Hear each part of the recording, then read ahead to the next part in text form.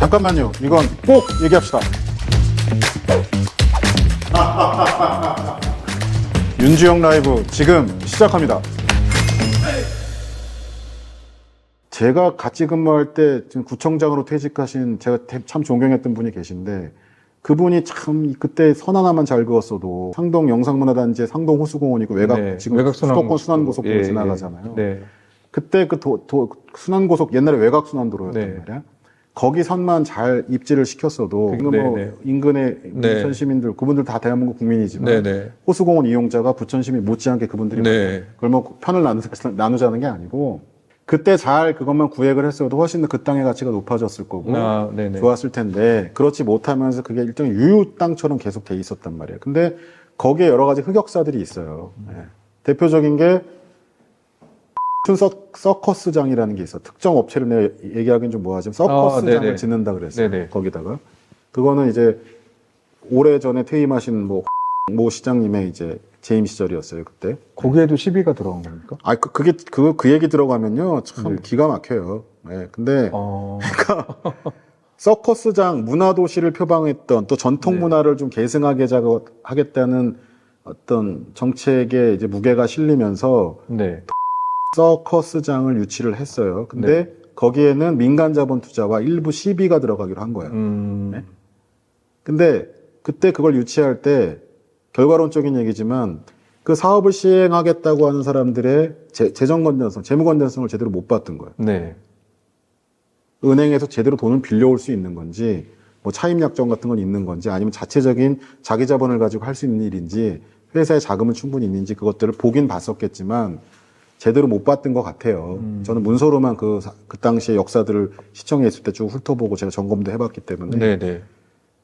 근데 결론은 뭐냐면 공사비가 들어갈 거 아니야. 그러면 시비가 일부 들어가고 자부담이라고 그래요. 그분들이 그 시행하는 사람들이 돈을 내야 된단 말이야. 민간 투자한다는 사람. 못 냈어 돈을. 공사 진행이 됐는데. 그러다 보니까 결론은 뭐냐. 공사비가 예를 들자면 구체적인 수치는 얘기 안 할게요. 100이라고 본다 그러면 20은 부천시가 부담하고 80은 그 민간 사업자가 부담하기로 했단 말이에요. 예를 들자면 거기가 그랬다는 거 아닙니다. 근데 시는 20을 냈어. 또 저기 그 공사를 하는 업체는 건물을 짓는 업체는 시가 들어왔으니까 당연히 믿고 한 거야 이제. 건물 다 지어놨어. 거의 다 지었어. 근데 이 사람이 이쪽이 돈을 못 내. 그러니까 그냥 건물이 공사만 더 진행돼서 흉물처럼 남아있는 세월이 가다 보고 소송전이 붙어가지고 결국은 부천시가 나머지 돈을 내주고 말았어요. 그게 한 90억 될 거야 그렇게 내준 돈이. 결론은 뭐예요? 그러니까 결국은 건물 그게 철거됐잖아 저희가. 결국.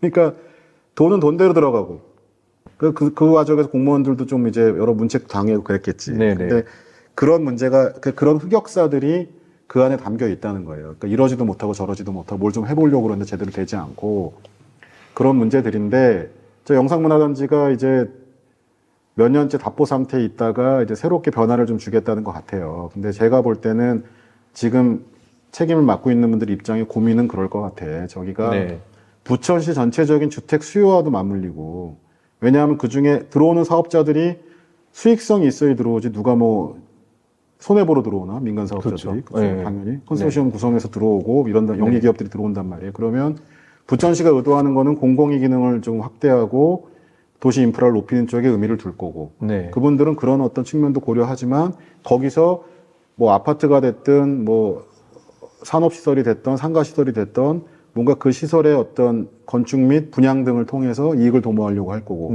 그러면 그 안에는 그 땅이라는 게 들어봤지만 용도지역이라는 게 있어요. 그래서 그게 뭐 흔히 얘기하는 공업지역, 그런 거, 상업지역, 준주거지역 뭐 이런 얘기들이 있단 말이에요. 이제 그럼 그 지역 용도의 설정에 따라서 매각 가치가 달라져. 용도 지역에 맞게끔 그게 뭐 지구 단위 계획, 도시 관리 계획 뭐 이런 여러 가지 계획들하고 맞물리는 얘기들인데 그렇게 용처에 따라서 이 땅의 매각 가치가 달라져요. 그럼 우리는 어떤 지금 딜레마에 빠져 있겠어요? 민간 사업자가 많은 돈을 내게 해야 될 거 아니야. 기왕이면 비싸게 땅을 팔아야 아까 얘기한 대로 지금 3,300억을 넘었다고 하는 더 늘어날지도 모른다고 하는 땅을 빚을 그걸로 갚겠다고 공언을 해놨는데 그렇죠? 그러면 당연히 그 매각 가치를 높이려고 할 거란 말이에요. 민간 투자하는 분들은 어떻게 비싼 돈을 주고 땅을 사면 자기가 원가가 많이 들어가니까 이익을 도모하려면 뭔가 또 이제 이익을 도모할 만한 쪽으로 변화를 줘달라고 얘기할 거라면 그 과정에 설왕설래가 오가고 있을 거고요. 그 과정에 여러 가지 정치적 이해가 섞이고 있을 거고 이제 그런 거를 또다시 상동 영상문화단지가 아까 예를 들었던 서커스장의 건립처럼 네. 그런 어떤 결국 예산만 낭비하는 그런 어떤 안타까운 결과로 귀착이 되지 않으려면은 네. 지금 얘기되고 있는 것들을 정말 공개적으로 잘 얘기하고 거기에 의사결정에 참여하거나 의견을 보태는 사람들도 대의 명분이 뭔지를 중요하게 봐서 공공성도 확보하고 시의 재정 여건도 개선하고 네. 충분히 산업 기반이 확충되는 그런 정책이 만들어질 수 있게 협조해야 된다. 네네. 저는 그거 진짜 강하게 얘기하고 싶어요. 제가 어떤 지자체의 명을 지금 막 얘기하는 거는 사실 이게 공적으로 나가는 컨텐츠이기 때문에 하긴 뭐하지만 뭐 어디 이제 신도시가 생기고 이제 당연히 상업시설들이 생기잖아요. 근데 요즘 공실률들이 워낙 많아서 상동 요 특별계획지구가 지금 저는 어떠한 방향성, 계획구역이 어떠한 방향성으로 지금 이제 뭐 개발이 되고 발전이 될지 저는 잘 모르겠네요. 지금 단계에서는. 말씀하시는 거 들어보면 정말 잘 준비돼서 저희가 지금 부천시 갖고 있는 부채라든지 이런 것들을 좀 덜어내고 털어내고 하는 좋은 그런 가장 이상적인 거는 예. 적절하게 합리적인 가격으로 잘 매각을 네. 해서 그걸 재원으로 네네. 시에 필요한 부채 채무의 상환이든 추가 사업의 시행이든 거기에 네. 재원으로 활용해야 되고 네. 거기 들어오는 시설을 통해 가지고 인프라를 통해서 부천 시민들 또 인근 인천 시민들까지 네. 문화가 됐든 뭐가 됐든 여가가 됐든 충분히 즐길 만한 시설이 확보돼 줘야 되고 또 거기에 들어오는 산업 시설들이 부천시의 지방세라든가 네. 세액 수입에 기여하는 폭이 높아져야 되고 네.